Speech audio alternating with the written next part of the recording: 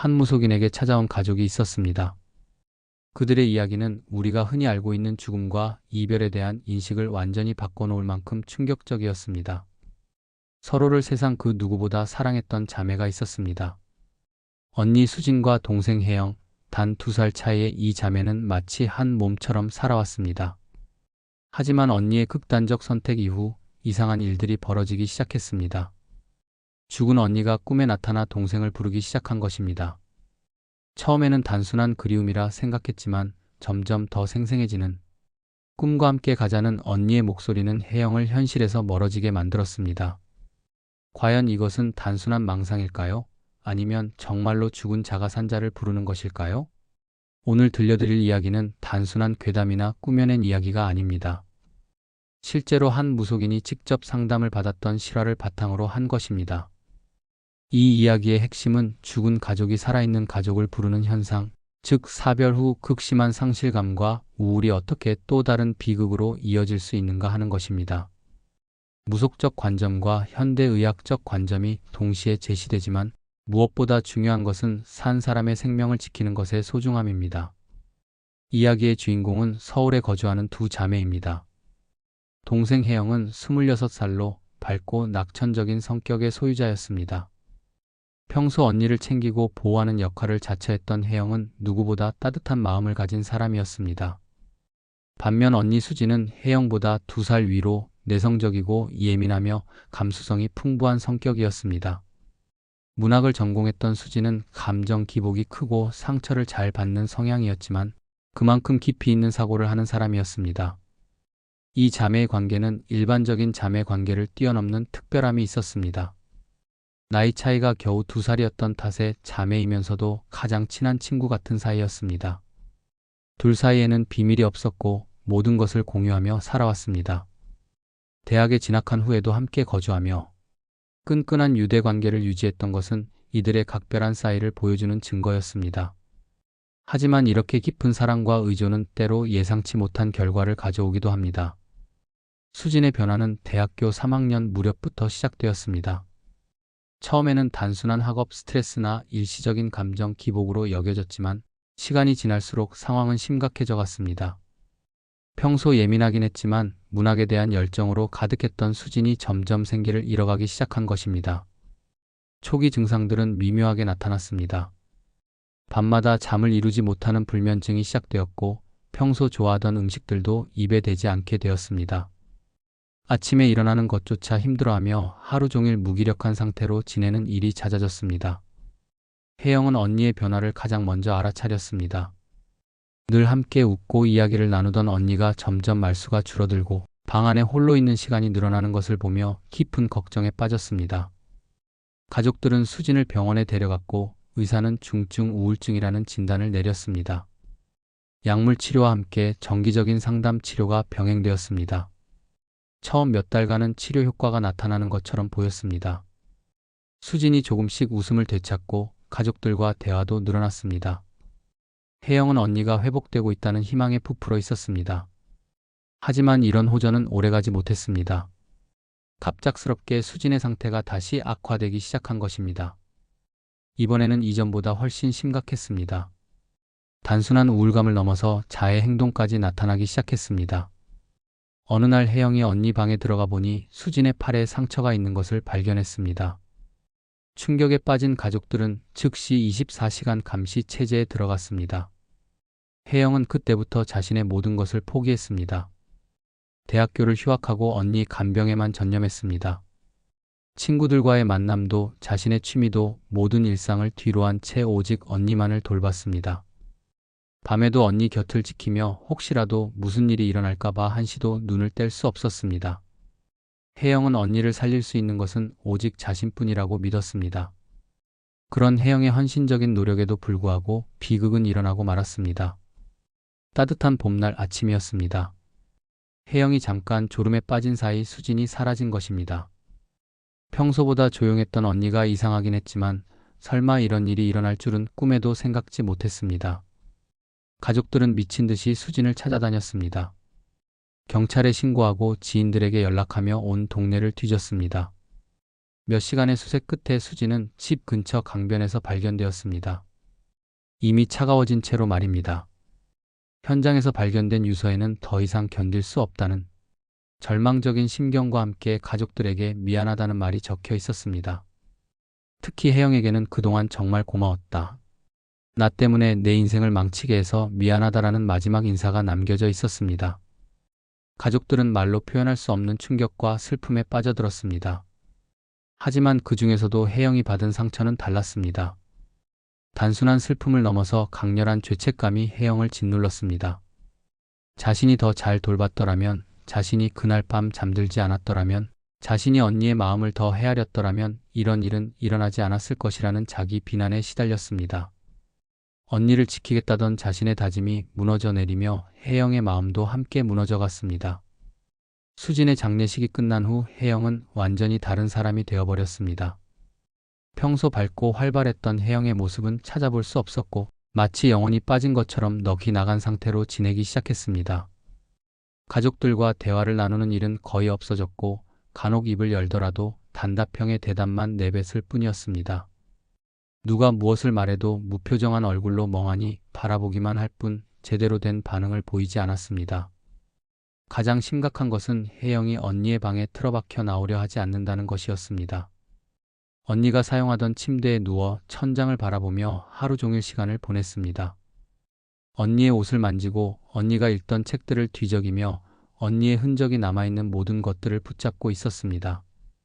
부모님이 식사를 하라고 불러도 나오지 않았고 억지로 데려다 놓아도 몇 숟가락 뜨지 못하고 다시 언니 방으로 들어가 버렸습니다.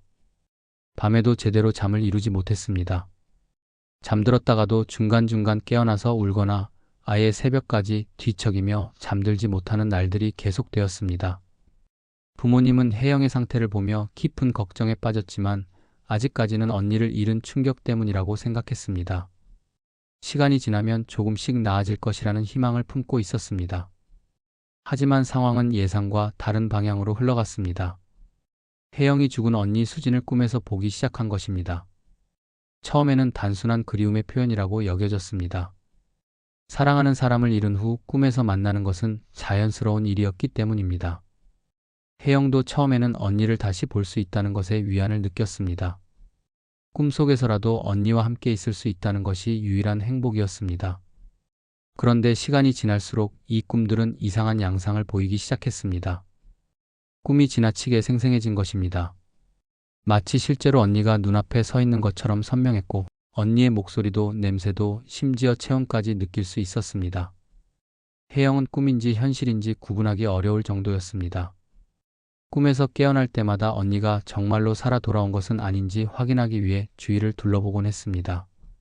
더 놀라운 것은 꿈속의 수진이 살아있을 때와 똑같은 모습이었다는 점입니다. 우울증으로 고생하던 마지막 모습이 아니라 건강하고 밝았던 예전의 모습 그대로였습니다. 수진은 혜영과 자연스럽게 대화를 나누었고 마치 아무 일도 일어나지 않았던 것처럼 행동했습니다. 혜영은 이런 꿈이 너무나 행복했습니다. 잃어버린 언니를 되찾은 듯한 기분이었기 때문입니다. 하지만 점차 꿈의 내용이 변화하기 시작했습니다.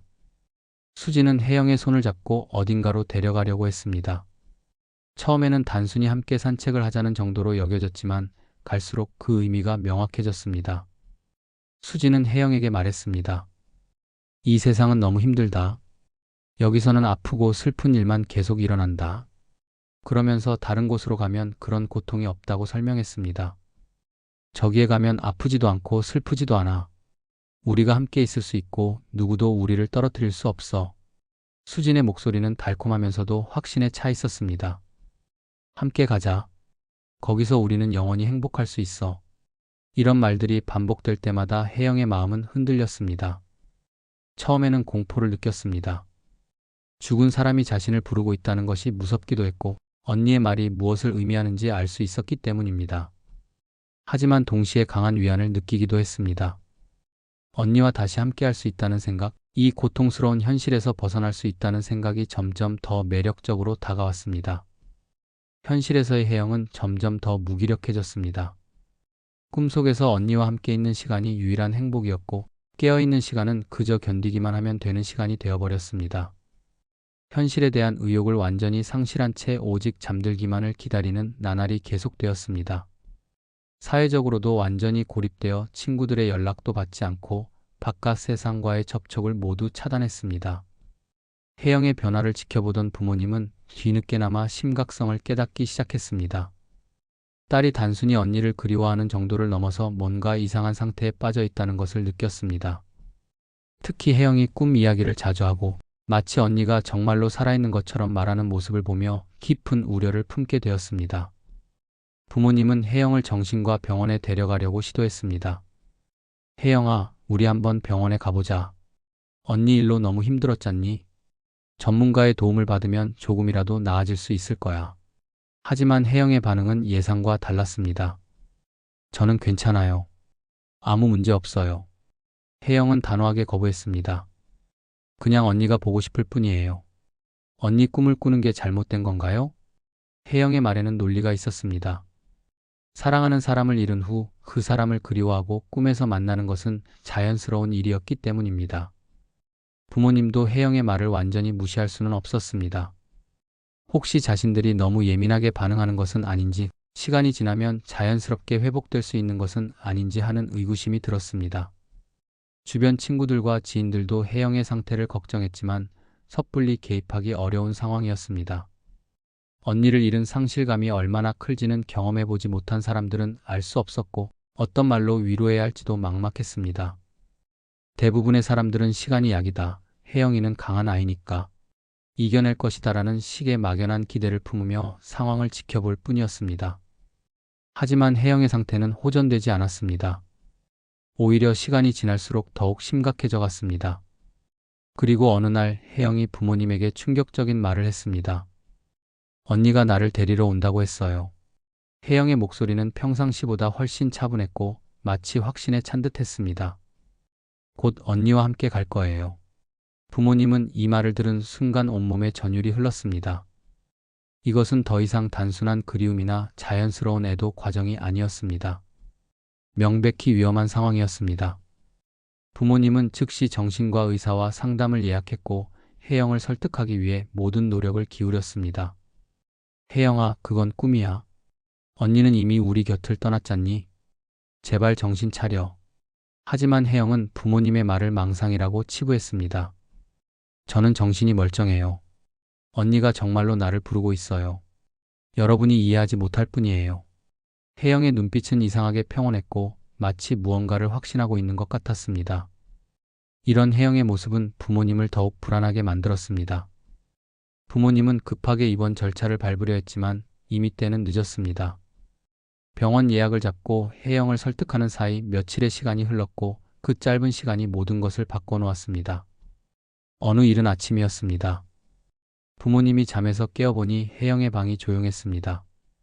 평소보다 너무 조용한 것이 이상해서 방문을 열어보니 혜영이 보이지 않았습니다. 침대 위에는 정성스럽게 쓰인 편지 한 통이 놓여 있었습니다.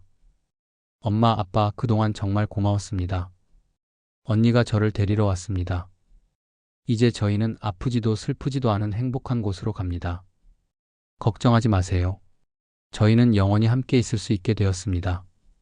부모님은 미친 듯이 혜영을 찾아 나섰지만 몇 시간 후 강변에서 혜영을 발견했을 때 이미 모든 것이 끝나 있었습니다. 한 달 전 언니가 세상을 떠난 바로 그 장소에서 혜영도 똑같은 선택을 한 것이었습니다. 사랑으로 맺어진 자매의 끈은 죽음으로도 끊어지지 않았고 결국 비극적인 재회로 이어지고 말았습니다. 연이은 비극 소식을 들은 무속인은 이 사건을 전형적인 귀접 현상이라고 설명했습니다. 귀접이란 자살로 생을 마감한 영혼이 한과 미련이 많아 저승으로 가지 못하고 이승을 떠돌며 자신이 가장 사랑했던 사람을 데려가려 하는 현상을 말합니다. 특히 생전의 관계가 깊고 애정이 컸을수록 이런 일이 일어날 가능성이 높다고 했습니다. 무속인의 설명에 따르면 수진의 영혼은 극단적 선택을 한 후에도 이 세상에 대한 미련과 특히 혜영에 대한 사랑 때문에 저승으로 떠나지 못했다고 합니다.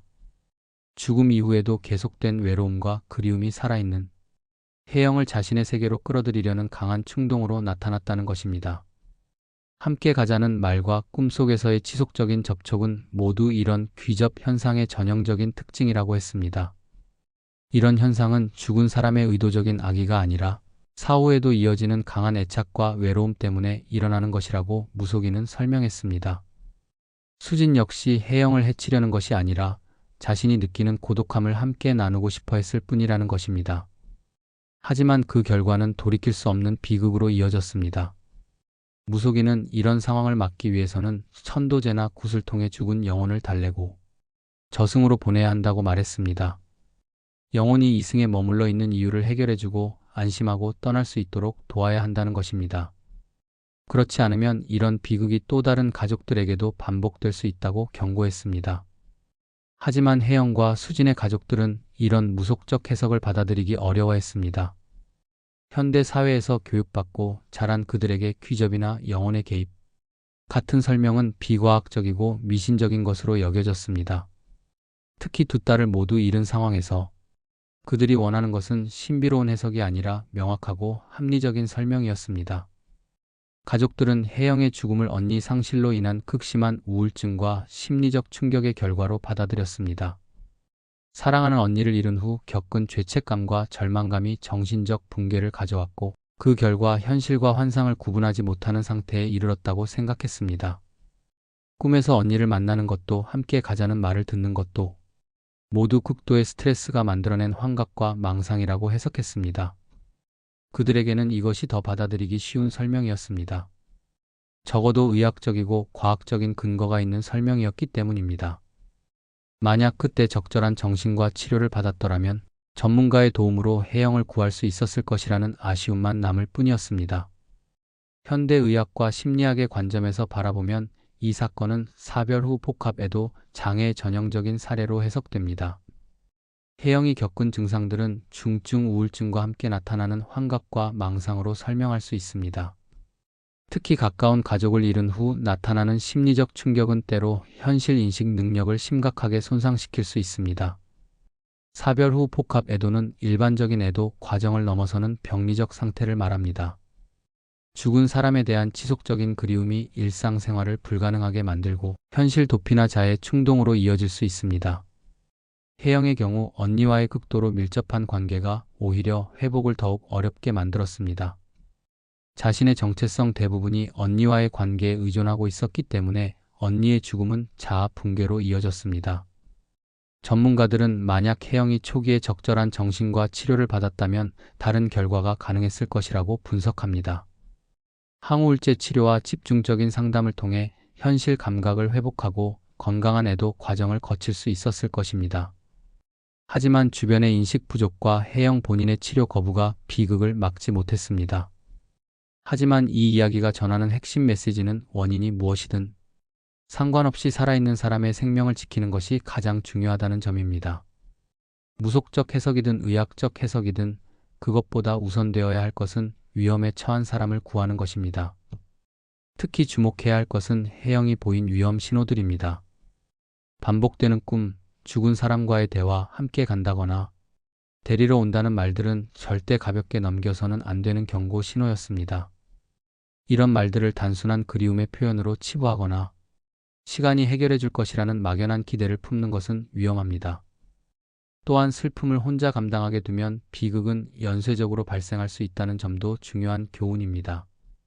혜영은 언니의 죽음 이후 완전히 고립되어 자신만의 세계에 갇혀 있었습니다.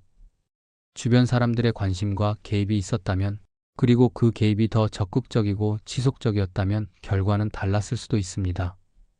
가족이나 친구가 이상한 행동을 보일 때 시간이 지나면 괜찮아질 것이라고 생각하며 방치하는 것은 매우 위험합니다. 조기 개입과 전문가의 도움, 그리고 무엇보다 지속적인 관심과 사랑이 생명을 구할 수 있는 유일한 방법입니다.